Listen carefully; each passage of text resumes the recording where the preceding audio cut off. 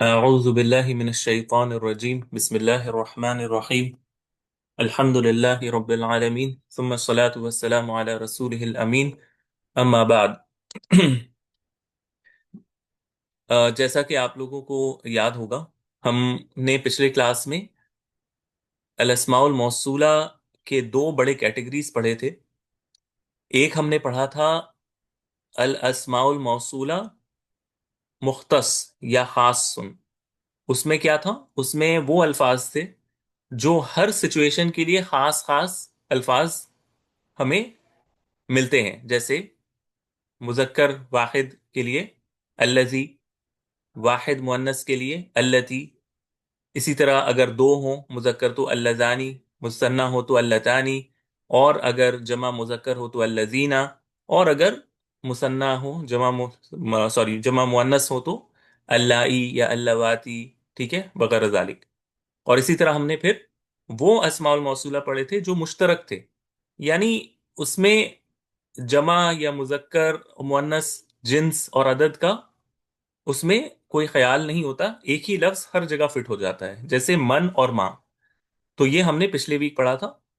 और आज जो हमने पढ़ना है, यानी हमारा क्लास बहुत मुख्तसर होगा लेकिन बहुत अहम अहम इस लिहाज से है कि उसकी नॉलेज आपके पास होनी चाहिए, एक मुख्तसर सी। ठीक है, तो दो टॉपिक हमें आज जो है ना वो पढ़ना है। एक तो अल मौसूला, और दूसरा है इमलाई कवायद, यानी जो स्पेलिंग के रूल्स हैं अल्लजी और अल्लाजानी वगैरह के, उसके कुछ एस्पेक्ट्स आपको मुझे बताने हैं जो आपको ख्याल रखना है। ठीक है, तो बिस्मिल्लाह करते हैं। आज जो हमारा टॉपिक है इसको अल मौसूला कहते हैं, और आप कह सकते हैं कि ये भी अल अस्माउल मौसूला मुश्तरक के अंदर आता है। यानी जिस तरह मन और माँ हमने पढ़ा था पिछले वीक, और जा को भी पढ़ा था, तो मन और माँ जिस तरह मुश्तरक है, जिसमें जेंडर और अदद का जो है वो लिहाज नहीं करते, एक ही लफ्ज हर के लिए इस्तेमाल होता है, उसी तरह एक टॉपिक है अल मौसूला। अल मौसूला को समझने के लिए मैं कुछ चीजें आपके सामने पहले रखना चाहता हूं। ठीक है, इंशाल्लाह। तो अल मौसूला को समझने के लिए सबसे पहले हम क्या करेंगे, कुछ बातों को समझेंगे। देखें, जब हम अरबी जुबान में कहते हैं, इसको थोड़ा सा और बड़ा करते हैं ताकि समझ में आए, और थोड़ा बड़ा करते हैं। मिसाल के तौर पर मैं कहता हूं दौराबा। दौराबा का क्या माना होता है? ये फेल माजी है। दौराबा का क्या माना होता है? उसने मारा। उसने मारा। ठीक है, उसने मारा। अब अगर दौराबा, ये तो फेल माजी है, इसमें कोई मसला नहीं है। अगर मुझे कहना है मारने वाला, अगर मुझे कहना है मारने वाला, तो अरबी जुबान में उसका जो तरीका होता है, सुलासी जो अल्फाज होते हैं सुलासी मुजर्रद में, उसका पैटर्न क्या होता है? फाइलुन, फाइलुन, फाइलुन यानी मारने वाला। फाला फेल, यानी इसका पैटर्न क्या था? फा आ ला। ये फेल माजी का पैटर्न है। इस फेल माजी से अगर मुझे मारने वाला बताना है तो मैं किस पैटर्न पर लाऊंगा? फाइलुन के पैटर्न पर लाऊंगा। तो फाइलुन के पैटर्न पर जब मैं लाऊंगा तो ये लफ्ज क्या बनेगा? दारिबुन। दारिबुन यानी मारने वाला। कतबा फेल माजी, लिखने वाला। कतबा उसने लिखा। अगर मैं आपसे पूछूं कि आपको यह बताना है कि लिख कौन रहा है, लिखने वाला आपको बताना है, उस फेल माजी से या उस रूट लेटर से आपको यह बताना है कि लिखने वाला कौन है, तो आप क्या बोलोगे पैटर्न फाइलुन पर? कतबा से, कतबा से क्या बनेगा? कातिबुन। Very good, कातिबुन। कातिबुन बनेगा। ठीक है, तो इसको कहते हैं इस्मुल, इस्मुल फाइल। ठीक है, तो इस्मुल फाइल कहते हैं। तो दारिबुन, कातिबुन। ठीक है, हा, अल्लाह की हमद बयान करने वाला हामिदुन। ठीक है, तो ये इस पैटर्न पर सुलासी मुजर्रद से बनता है। सुलासी मुजर्रद यानी वो फेल माजी जिसमें सिर्फ थ्री रूट लेटर्स हों। ठीक है, तो इससे इस पैटर्न पर बनता है गारिबुन, कातिबुन, हामिदुन। ठीक है, और भी वो शारिबुन, जो भी आप, जालिसुन बैठने वाला, शारिबुन पीने वाला, जो भी आप सोच सकते हैं वो बन सकता है। ठीक है, अच्छा। अब अगर आप गौर करें, ये जो अल्फाज हैं गारिबुन, कातिबुन, हामिदुन वगैरह जालिक, یہ کیا ہے؟ اس میں دو انفارمیشن اکٹھے جمع ہوئے، حالانکہ یہ کیا ہے؟ اسم ہے. اگر آپ اس کو غور کریں تو یہ کیا ہے؟ اسم ہے نا؟ یہ کیا ہے؟ اسم ہے. ضربا فعل ہے، کتبا فعل ہے، لیکن ضارب، کاتب، حامد یہ فعل ہے نہیں نا. یہ کیا ہے؟ اسم ہے، اس پہ تنوین لگی ہے. ضارب لکھنے والا، کاتب سوری ضارب مارنے والا، کاتب لکھنے والا، حامد حمد کرنے والا. تو اس میں دو چیزیں آپ دیکھیں گی کہ فاعل کے اندر جو پیٹرن ہے اس میں دو چیزیں. ایک تو جو کام کر رہا ہے، یعنی ضارب لکھنے والا، اس کا معنی بھی اس میں ہے، سوری مارنے والا اس کا معنی بھی اس میں ہے، اور کون سا کام کر رہا ہے وہ بھی اس میں شامل ہے. یعنی ضاربن، اگر آپ دیکھیں، اگر کوئی شخص فلاں شخص آپ کے سامنے آ جائے اور اس کو کہیں آپ کی یہ ضاربن ہے، یہ مارنے والا ہے، یا فلاں شخص کاتبن ہے، تو کاتبن اس شخص کے اوپر فٹ ہو جائے گا نا فوراً. یعنی آپ کے سامنے جو شخص کھڑا ہے وہ کاتبن ہوگا، وہ ضاربن ہوگا. تو یہ لفظ ڈائریکٹلی وہ بھی بتا رہا ہے کہ جو یہ کام کر رہا ہے لکھنے کا، اور وہ کام کیا کرتا ہے وہ بھی بتا رہا ہے. بات آ رہی ہے سمجھ میں؟ یعنی ضاربن، کاتبن، حامدن، یہ اسم ہونے کے ساتھ اس میں دو چیز ہے. ایک تو یہ جو شخص جو یہ کام کر رہا ہے وہ آپ کو پتہ چل جا رہا ہے، اور کر کون رہا ہے یہ بھی یہ بتا رہا ہے، یہ بھی یہی لفظ بتا رہا ہے. صرف اس میں ٹینس نہیں ہے، اس میں زمانہ نہیں پایا جاتا، لیکن آپ کو فوراً پتہ چل جاتا ہے کہ کام کون کر رہا ہے اور کام کیا ہو رہا ہے. رائٹ؟ جی ایسے سر. ہی ہے نا؟ جی جی. سارے؟ جی ہاں، مجھے کنفرمیشن چاہیے تھا. ٹھیک ہے. اچھا، تو ایسے جو اسما ہوتے ہیں نا، جس میں کام کیا ہو رہا ہے اور کام کر کون رہا ہے اس کا پتہ چلے، اس کو کہتے ہیں وصفن. اس کو کہتے ہیں وصفن صریح. وصفن صریح کہتے ہیں. ٹھیک ہے.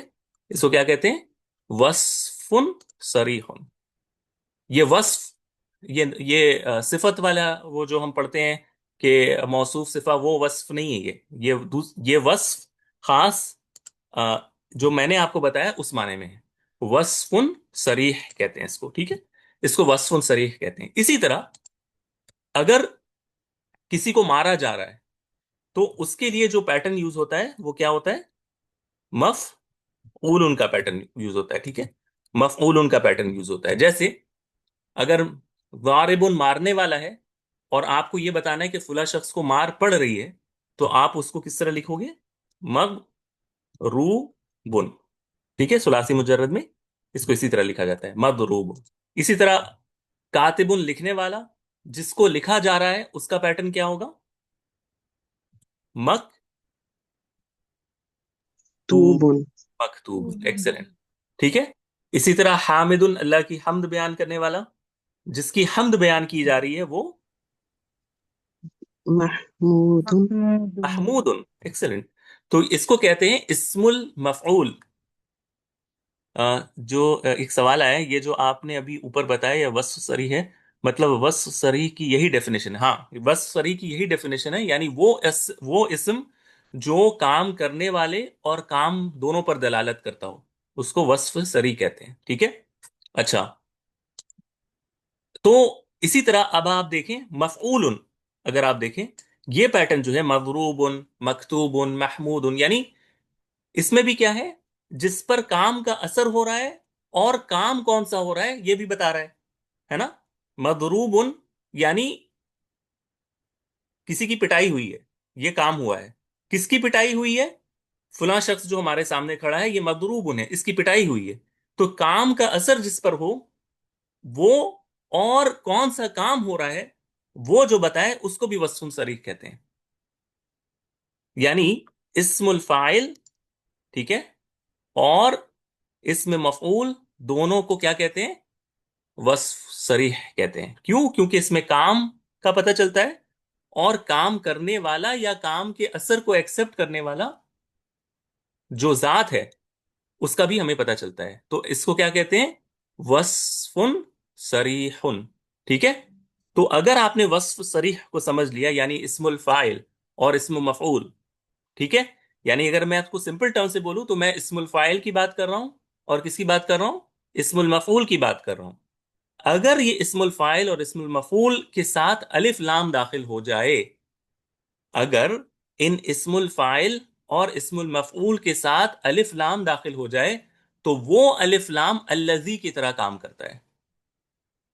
پھر سے میں بولتا ہوں، یہ اسم الفاعل اور اسم المفعول اپنی شکلوں میں اگر یہ وصف صریح، یعنی اگر میں شارٹ میں بولوں وصف صریح کے ساتھ اگر الف لام داخل ہو جائے، یعنی اسم فاعل اور اسم مفعول کے ساتھ اگر الف لام اس کے شروع میں لگ جائے تو وہ الف لام کس کی طرح کام کرتا ہے؟ الذی کی طرح کام کرتا ہے. مثال کے طور پر اب میں آپ کو سمجھانے لگا ہوں. مثال کے طور پر لفظ ہے ضارب. ضاربن، ٹھیک ہے؟ ضاربن. ضاربن یعنی، ضاربن یعنی مارنے والا. مارنے والا. مارنے مارنے والا. اب میں اس کے شروع میں الف لام کو لگا دوں گا تو الف لام لگانے سے کیا ہوتا ہے؟ تنوین ہٹ جاتی ہے، الضارب بن گیا. ٹھیک ہے؟ الضارب. الضارب. تو الضارب، ضاربن ایک مارنے والا، الضارب کوئی خاص مارنے والا. لیکن اگر آپ اس کو غور کریں تو اصل میں یہ ہے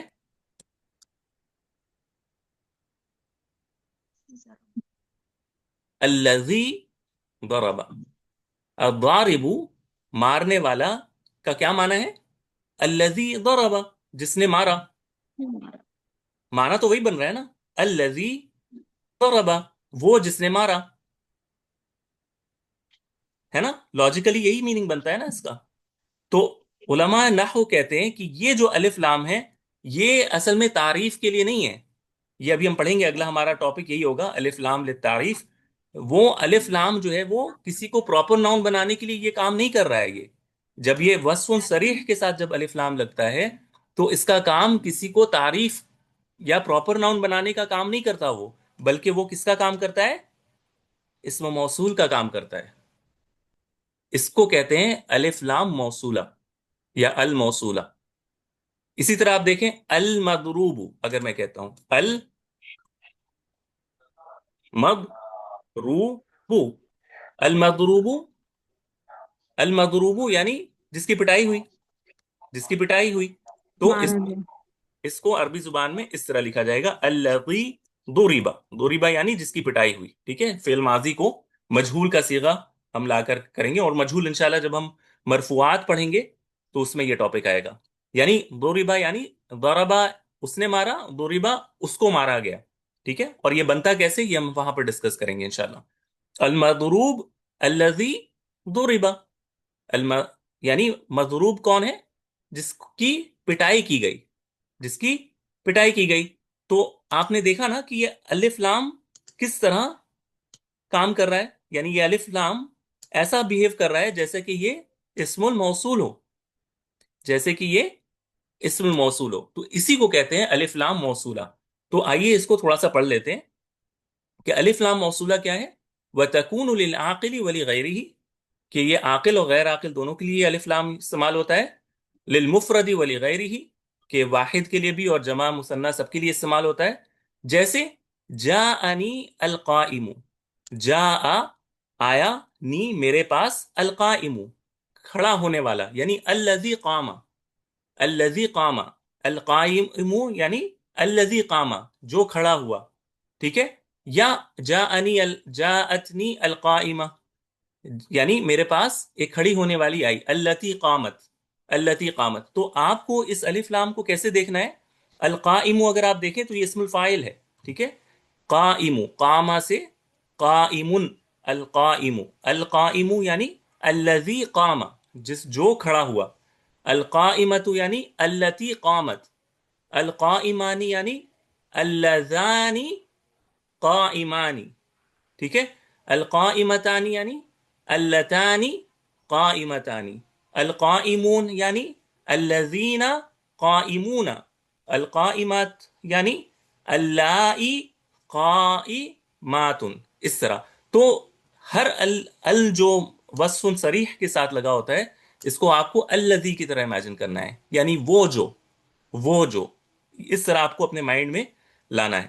اور اس کی شرط کیا ہے؟ شرط یہی ہے کہ وصف صریح کے ساتھ آنا چاہیے، چاہے وہ اسم الفاعل ہو اسم المفعول ہو یا صفہ مشبہہ ہو، یہ ابھی ہم ڈسکس نہیں کر رہے، کیونکہ صفہ مشبہہ ایک وسیع ٹاپک ہے، ہم اس میں ابھی نہیں جا رہے، بلکہ کئی علماء کہتے ہیں کہ صفہ مشبہہ کے ساتھ الف لام نہیں آتا، تو اس وجہ سے ہم اس کو تھوڑا سا ابھی، کیونکہ یہ اس میں تھوڑا سا ڈفرنس آف اوپینین ہے علماء میں، تو اس کو بھی ہم ڈسکس نہیں کریں، لیکن آپ صرف یہ یاد رکھیے ابھی کہ اسم الفاعل اور اسم المفعول پر جب الف لام داخل آتا ہے تو وہ کس کی طرح کام کرتا ہے؟ اسماء موصولہ کی طرح کام کرتا ہے۔ اگر وہ مذکر ہے تو الذی، واحد ہے تو الذی کی طرح بہیو کرے گا، اگر مثنی ہے، سوری مؤنث ہے تو التی کی طرح بہیو کرے گا، اور اس طرح آپ کو سوچنا ہے۔ تو آپ دیکھیں یہاں پر ایک مثال کہ کس طرح عرب استعمال کرتے ہیں۔ جا، جا یعنی آیا، کون آیا؟ الضاربو کا، الضاربو کا۔ اب آپ دیکھیں الف لام داخل ہے الضارب پر، یعنی آپ اس کو اگر غور کریں، شاید آپ لوگوں سے نوٹ کیا ہوگا، میں اس لفظ کو یوز کر رہا ہوں، ٹھیک ہے، الضارب، میں کہہ رہا ہوں الضارب، الضارب یعنی مارنے والا، ٹھیک ہے، اور میں کہہ رہا ہوں تمہیں مارنے والا. ہاں، الذی ضرب یعنی جس نے مارا، کس کو مارا؟ تمہیں مارا، اور میں اس کاف کو، ضمیر کو میں اسی کے ساتھ اٹیچ کر دے رہا ہوں۔ اب آپ دیکھیں کہ اب یہ سپیلنگ میں مجھے رانگ بول رہا ہے، لیکن عرب آج بھی اسی طرح بات کرتے ہیں۔ میں آپ کو ایک اور اس کی مثال دکھاؤں گا۔ اب دیکھیں نا آپ، الضاربو کا، آئیڈیلی جب ہم کرتے ہیں، یعنی اٹیچ کرتے ہیں ضمیر کو، تو الف لام کے ساتھ اٹیچ نہیں کرتے۔ کبھی آپ نے دیکھا ہے کہ الحمدو کا، الحمدو کا ایسے دیکھا آپ نے کبھی؟ نہیں دیکھا نا؟ یعنی ہم اسم کے ساتھ اس طرح ضمیر کو نہیں اٹیچ کرتے، یا مضاف مضاف الیہ کی شکل میں اگر کرتے ہیں تو پہلے والے سے الف لام نہیں لگتا ہے نا، پہلے والے پہ الف لام نہیں لگتا، یعنی مضاف مضاف الیہ میں عبد اللہ، یعنی اگر آپ کو کہنا ہے العبد، العبد مثال کے طور پر العبد، اور آپ کو کہنا ہے تمہارا بندہ، العبد تمہارا، تو آپ اس کو یہاں پر ڈائریکٹلی نہیں لگا سکتے، کیوں؟ کیونکہ اس پر الف لام لگا ہے، مضاف پر کبھی بھی الف لام نہیں آتا، ٹھیک ہے، لیکن یہاں پر اگر آپ دیکھیں، یہاں پر انہوں نے ڈائریکٹلی کاف کو جوڑ دیا ہے، الضاربو کا، الضاربو کا یعنی میننگ کیا ہوگا اس کا؟ الذی، الذی ضرب کا، الذی ضرب کا، جس نے تمہیں مارا، تو ہاں، تو بالکل صحیح مبشرہ کہ یہاں پر الذی ضرب کا مراد ہے، یعنی الضارب کا یعنی الذی ضرب کا، تو عرب کس طرح کہتے ہیں، خاص کر مصر وغیرہ میں، الضارب کا، الضارب کا وہ ڈائریکٹلی اس طرح کہتے ہیں، حالانکہ اب دیکھیں کہ مجھے بھی یہ ورڈ جو ہے وہ کہہ رہا ہے کہ یہ مسٹیک ہے، کیونکہ اسٹینڈرڈ عربک اس طرح نہیں بولی جاتی، لیکن عامیہ جو ہے، جو عام طور پر عرب جس طرح بات کرتے ہیں آج کے دور میں، وہ کیا کرتے ہیں؟ الف لام لگایا، وہ موصول کے معنی میں یوز کرتے ہیں، الضاربو کا، جس نے تمہیں مارا، ٹھیک ہے۔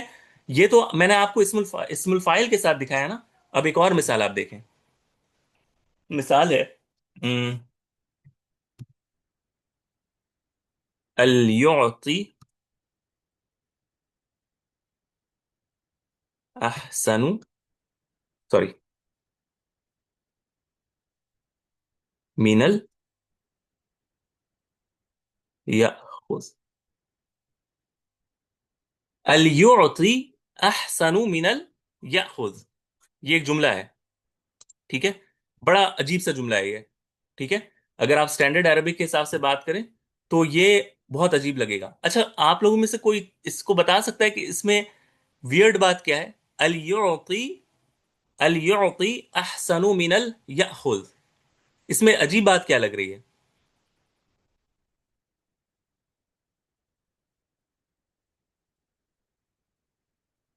اس میں عجیب بات یہ ہے کہ یہ جو ہے نا، یہ اصل میں فعل مضارع ہے، سوری، یہ کیا ہے؟ فعل مضارع ہے، یعطی فعل مضارع ہے، دیکھیں، الیعطی احسن من الیأخذ، اخذ یأخذ، ٹھیک ہے، اخذ یأخذ، اور اعطا یعطی، یہ کیا ہے؟ فعل مضارع ہے، لیکن اس کے ساتھ وہ کیا لگا دے رہے ہیں؟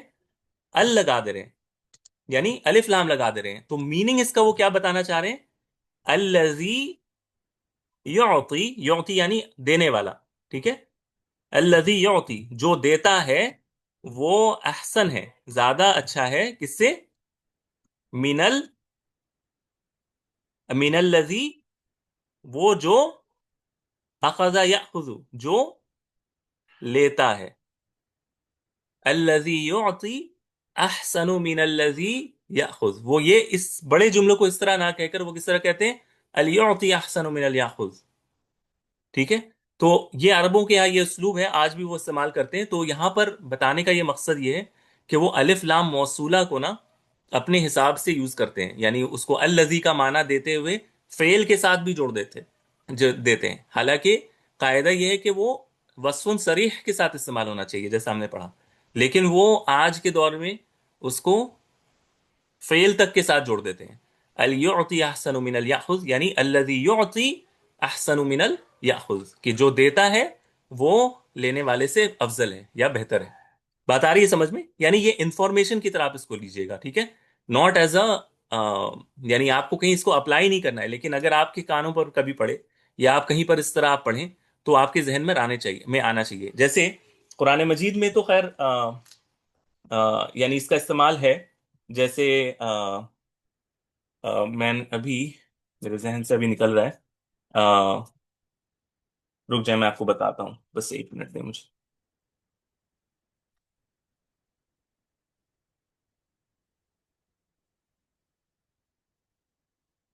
جی. جیسے اللہ سبحانہ و تعالیٰ چلے میں انشاءاللہ گروپ میں آپ لوگوں کو نا وہ کچھ آیتیں دوں گا جیسے جہاں پر ال کے ساتھ لفظ آیا ہے اور وصف صریح ہے، اور اس کا معنی کیا ہے؟ الذی کا معنی ہے یا التی کا معنی ہے. ٹھیک ہے. جیسے آتا ہے نا والنازعات غرقا. والنازعات غرقا ابھی میرے ذہن میں آ گیا. ٹھیک ہے. سورۃ النازعات میں.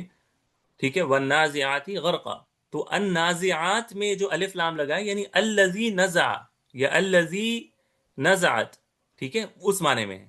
تو آپ کو یہ قرآن مجید میں بھی یہ چیز ملے گی کہ جہاں پر وصف صریح یعنی اسم الفاعل یا اسم المفعول کے ساتھ الف لام لگاؤ تو وہ معنی کیا دیتا ہے؟ الذی کا معنی دیتا ہے. تو یہ جو ٹاپک تھا الموصولہ یہ یہی ہے. ٹھیک ہے. تو جیسے جاء الضارب کا یعنی الذی ضربک، وجاء المضروب ابوہ الذی ضرب ابوہ. تو اس معنی میں یہ آتا ہے. ٹھیک ہے نا. یعنی کانسیپچولی جو بیسک کانسیپٹ ہے وہ آپ کے ذہن میں آ گیا نا. اگر وہ آ گیا ہے تو کافی ہے کہ الف لام جو ہے وہ الذی کا کام کرتا ہے. اگر آپ نے یہ سمجھ لیا تو فبیہا اتنا کافی ہے. کلیئر ہے اتنا ہی دور تک سب کے لیے؟ اوکے.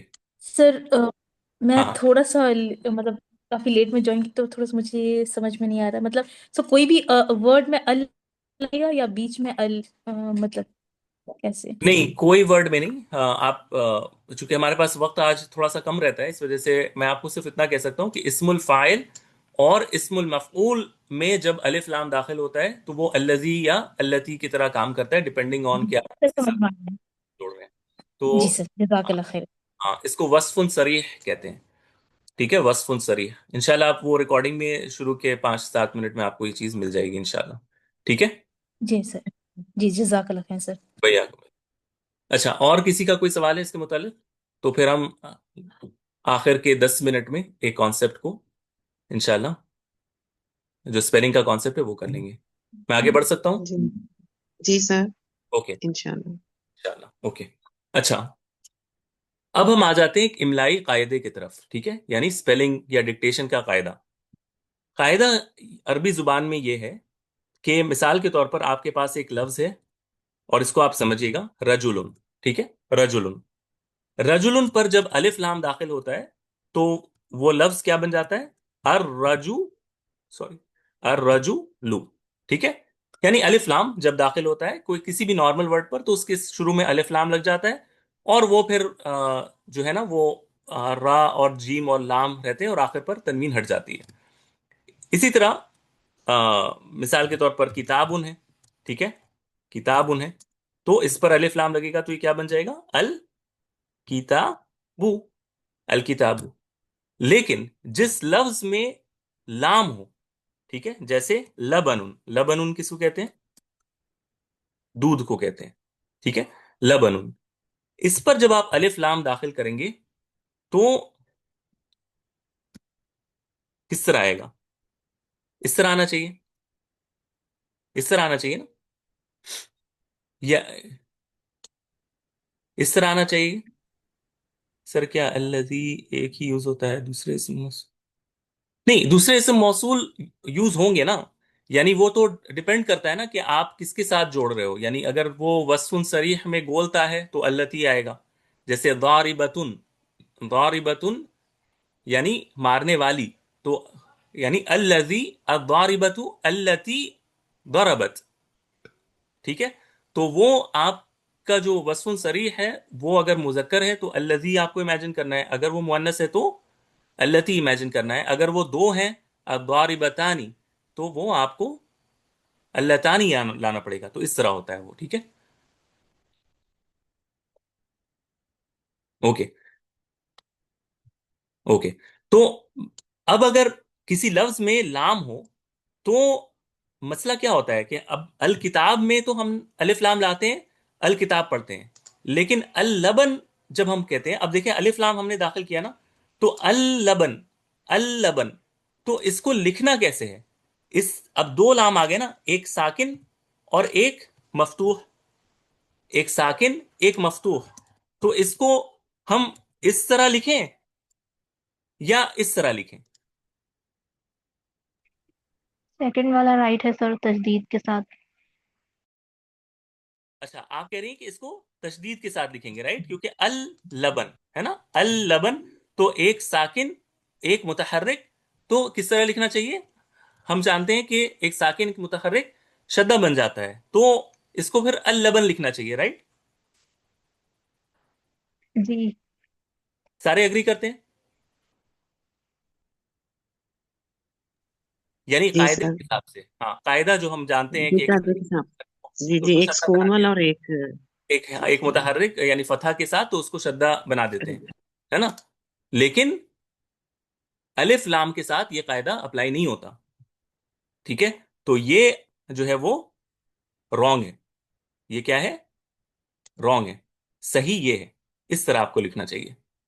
جب الف لام داخل ہو تو لکھنا کس طرح چاہیے؟ اس طرح. اسی وجہ سے لحم، اگر لحم کس کو کہتے ہیں؟ سوری، لحم کہتے ہیں گوشت کو نا، را میٹ جو ہوتا ہے، لحم، لحم، اس کے اوپر اگر الف لام آئے گا تو اس کو آپ کو کھول کر لکھنا ہے. شدہ جو ہے وہ دوسرے لام پر ہوگا، لیکن دونوں لام اکٹھے آئیں گے، ٹھیک ہے.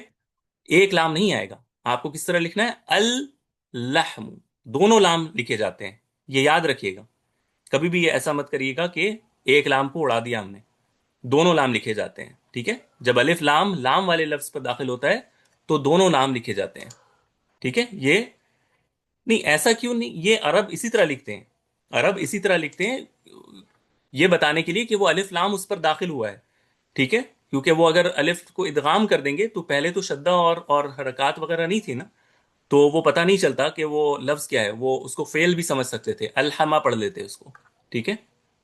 الرجل میں تو وہ اس طرح نہیں کر سکتے تھے، لیکن اللحم میں وہ اگر ایک لام کو اگر آپ ہٹا دیں تو ہو سکتا ہے کہ اس کو البنا پڑھ دیتے، البنا، کیونکہ حرکات تو ہوتی نہیں تھی نا.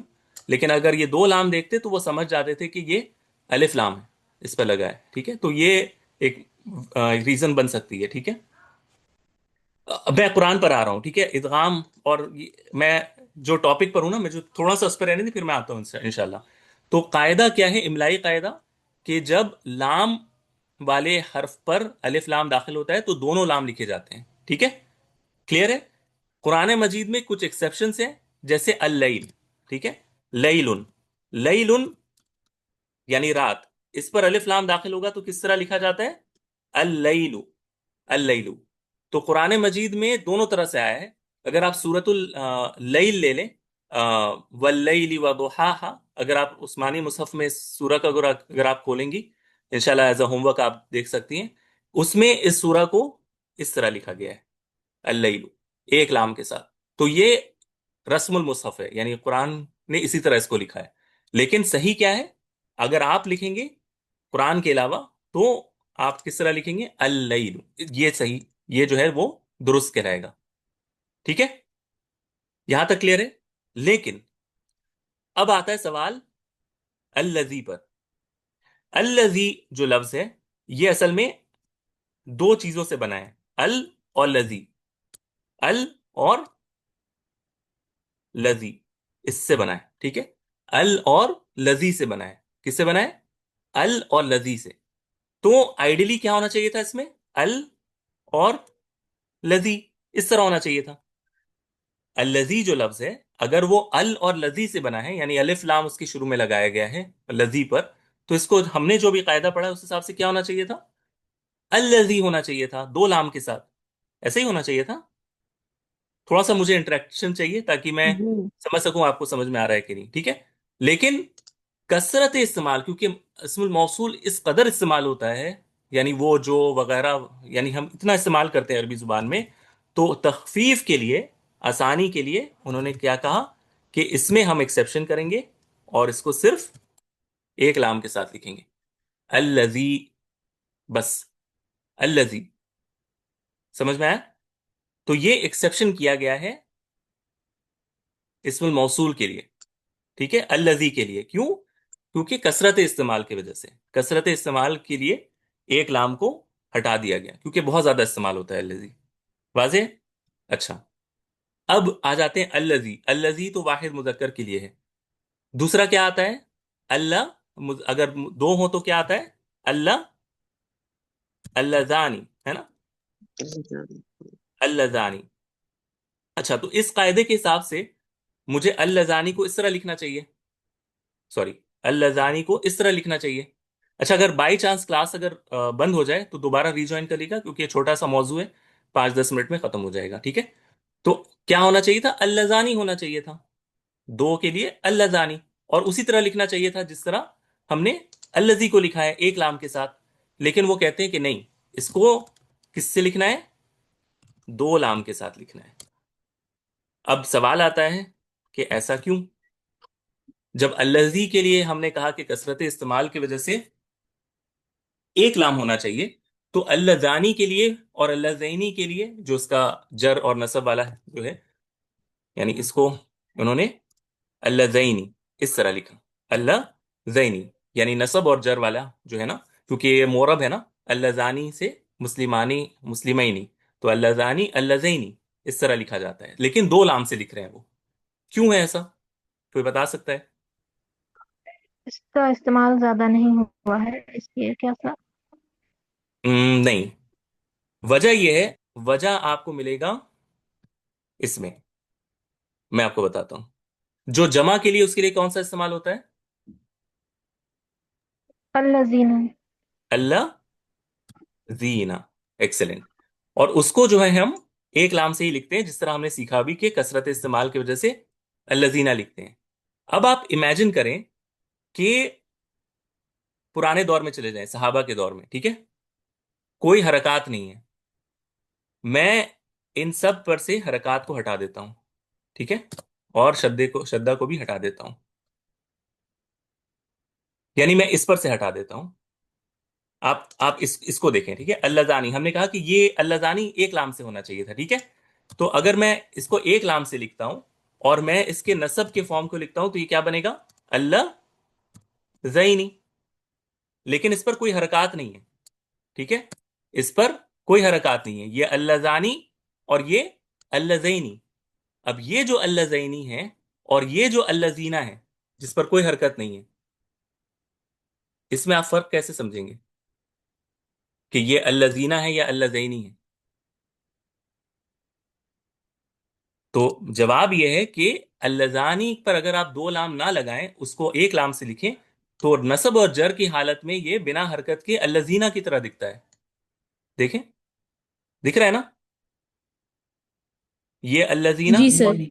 हाँ, तो इस वजह से उस फर्क को जाहिर करने के लिए उन्होंने कहा कि इसमें हम उस लाम को ले आएंगे वापस, ताकि ये पता चल सके कि ये दो हैं। ठीक है, और ये वाला जो है वो जमा के लिए। वाजे।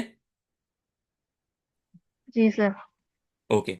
तो इस वजह से मतलब अल्लाजान, सर, दो बार लाम लिखने से अल्लज़ई नहीं होगा? अल्लाजानी और अल्लाजैनी दोनों के लिए उन्होंने सेम रखा। हालांकि एक कंफ्यूजन अल्लाजैनी का था, अल्लज़ानी। लेकिन चूंकि अब दोनों एक ही से बनते हैं, अल्लाजानी और अल्लाजैनी तो एक ही भाई बहन है ना, तो वो उन्होंने अल्लाजानी के लिए भी दो लाम को रखा, ताकि उसी से अल्लाजैनी बन रहा है ना, तो इस वजह से उसको भी अल्लाजानी कर दिया। ठीक है, यानी अल्लाजानी। क्लियर है? जी सर। अच्छा, जी तो सर। हमने क्या सीखा अभी तक? और इंशाल्लाह अभी क्लास ये बंद हो जाएगी, तो 5 मिनट बस इंशाल्लाह और चाहिए मुझे। हमने क्या सीखा? अल्लाजानी, अल्लजी एक लाम के साथ कसरत इस्तेमाल की वजह से, अल्लाजानी अल्लाजैनी दो लाम की वजह से, दो लाम के साथ, ताकि जमा के साथ तशबीह ना हो, ठीक है, कंफ्यूजन ना हो, इल्तिबास ना हो। और अल्लजीना एक लाम के साथ, क्योंकि वो हम जानते ही हैं कि कसरत इस्तेमाल की वजह से है। फिर आ जाता है अल्लती, अल्लती, सॉरी, अल्लती, अल्लती एक लाम के साथ, जो फीमेल के लिए है, वाहिद मुअन्नस, क्योंकि कसरत इस्तेमाल की बात है। इसी तरह फिर आ जाता है अल्लाह। अच्छा, आप लोग रीज्वाइन कर लें, अल्लातानी। आप लोग शायद रीज्वाइन कर लें, मेरे ख्याल से क्लास अब हाँ, क्लास